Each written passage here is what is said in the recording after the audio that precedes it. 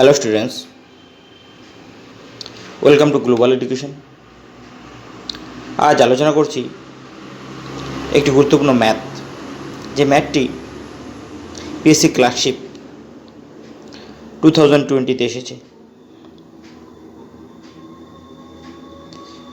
প্রশ্নটিতে বলা হয়েছে দুটি সংখ্যার অনুপাত 10:7 এবং তাদের পার্থক্য 105 হলে সংখ্যা দুটির সমষ্টি কত?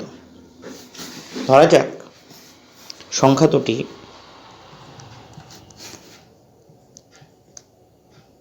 10x এবং 7x। এখানে কি বলছে? তাদের পার্থক্য কত? এখানে 10x এর থেকে যদি আমি 7x বিয়োগ করি তাহলে আমাদের কত হয়? 3x। আর প্রশ্নে বলা হয়েছে পার্থক্য হচ্ছে কত? 105। তাহলে আমি x এর ভ্যালু বের করব।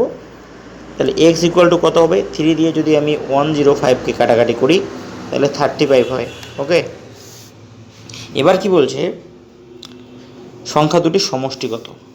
সংখ্যা দুটি, দ্যাট মিন্স 10কে আর 7কে যদি আমি প্লাস করি তাহলে কত হয়?